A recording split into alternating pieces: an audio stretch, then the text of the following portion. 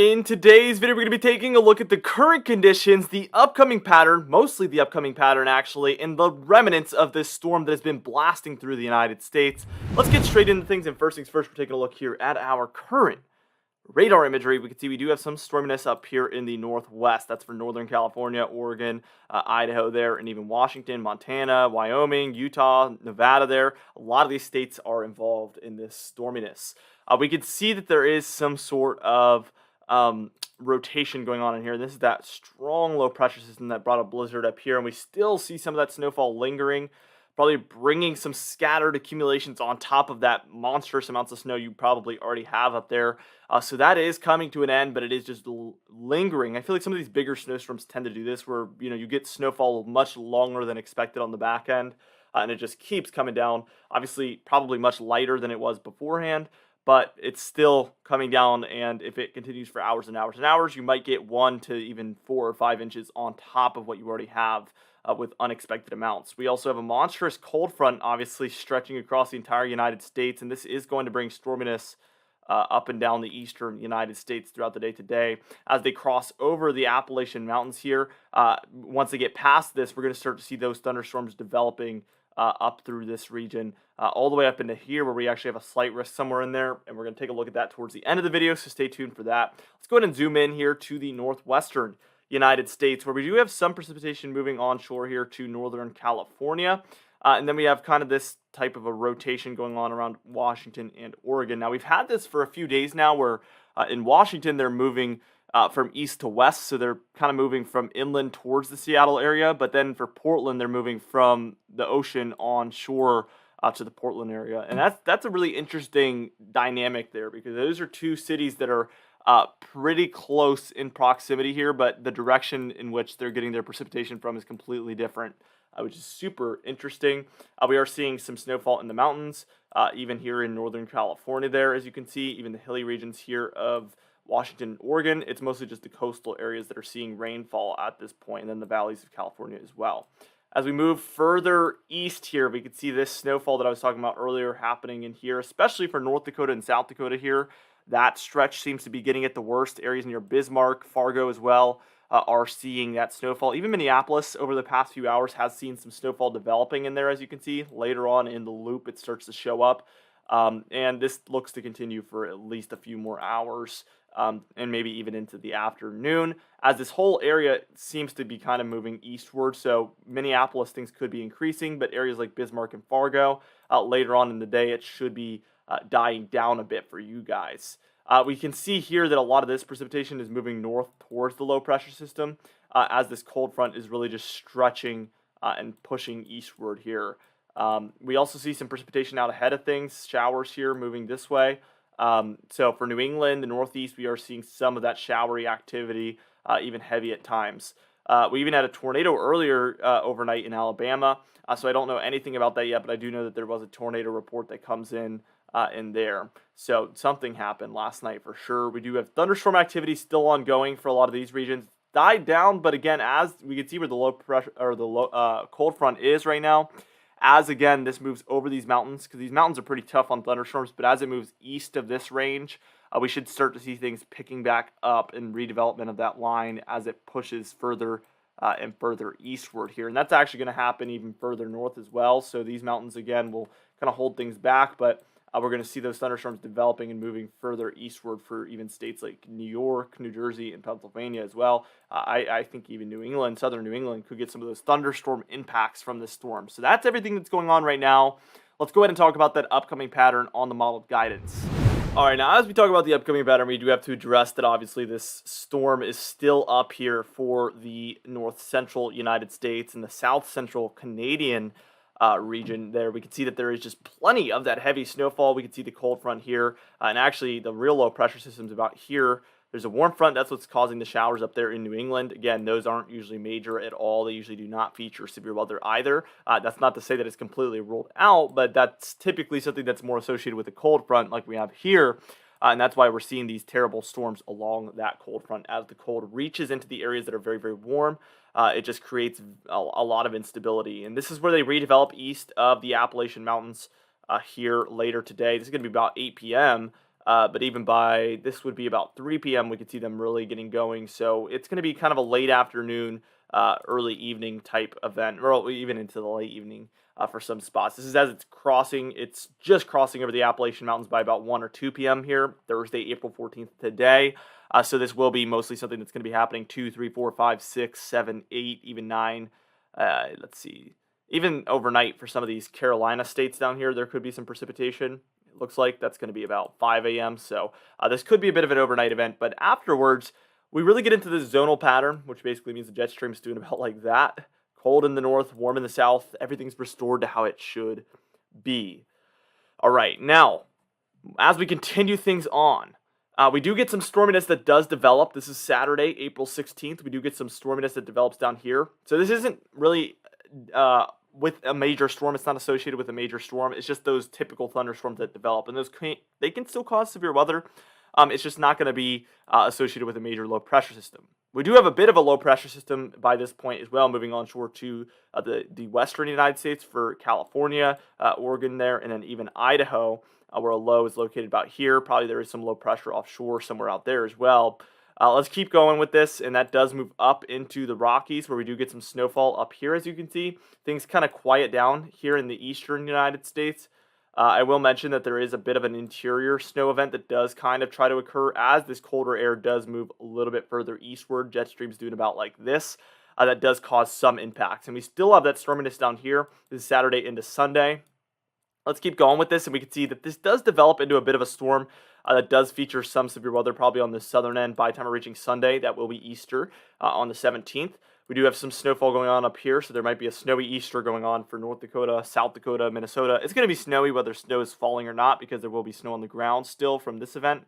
That eventually moves further eastward. Jet stream's doing about like this, but what we're seeing is this cold air is moving with the low pressure system, and we are going to see a nor'easter develop up the coast with this one. As that trough moves in, as you can see, this does develop into a pretty strong nor'easter, and there will be some snowfall going on in this area, also for the upper Midwest and the Great Lakes regions.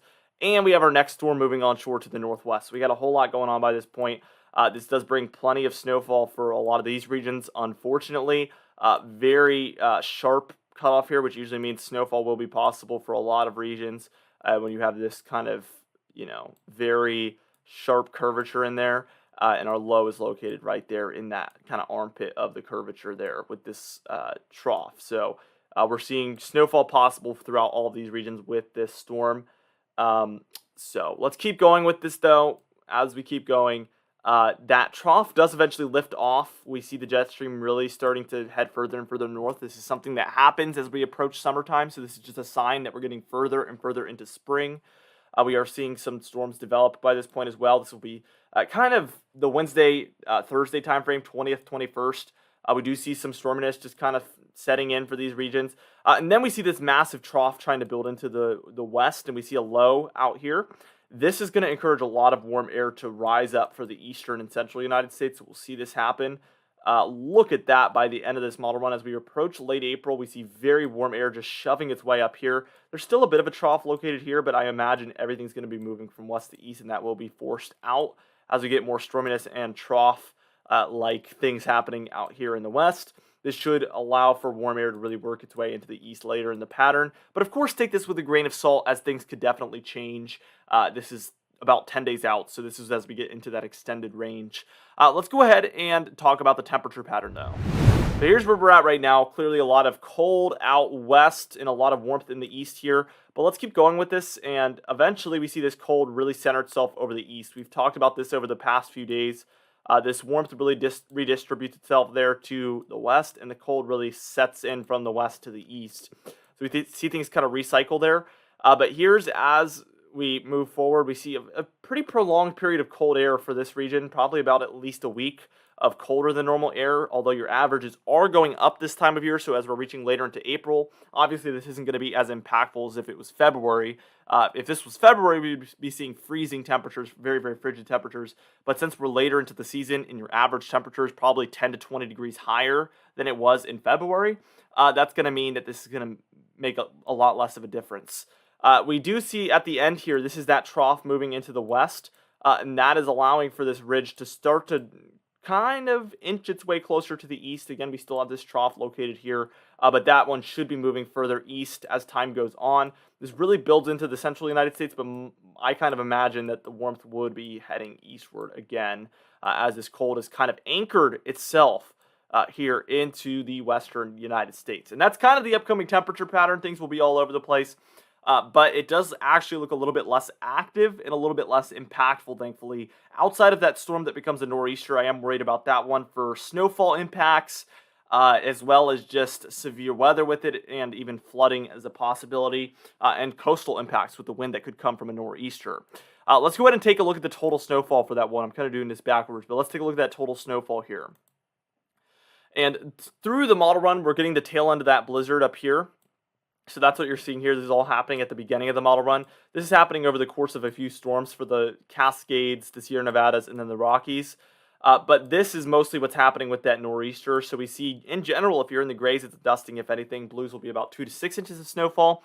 And then your purples will be 6 to 10, and then your pinks will be 10 to 20 up there for the northeast. Now, I think that's a little bit high, but definitely possible because we have that first interior snowfall event that's happening a little bit sooner, and then we have that nor'easter that happens that brings even more snowfall. So with this colder pattern, brings back one last event with winter-like pattern, but really that should be coming to an end in the 7 to 10 day range, maybe even 7 to 12 day range.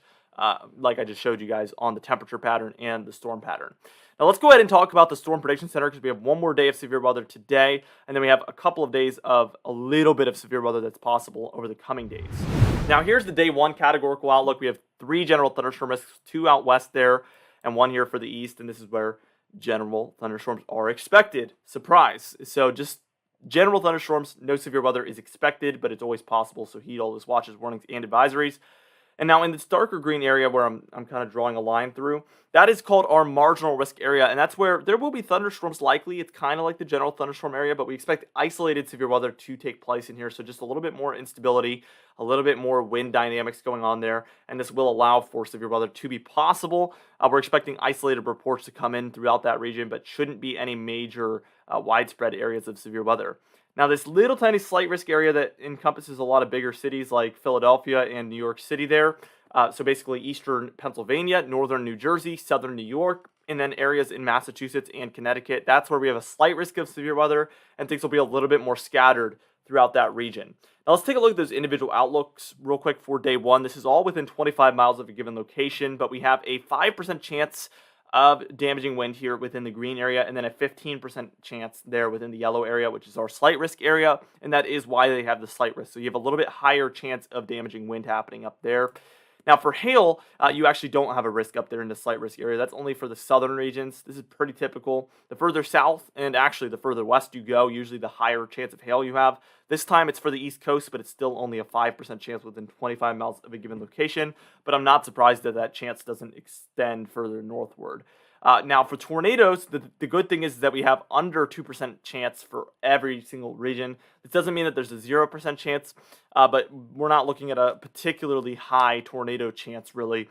They could upgrade this later on, so pay attention to what the Storm Prediction Center is saying. But as of this morning, it's currently 7:37 a.m. Eastern Time. They don't have any tornado risk here on the outlook, which is really, really good news for now.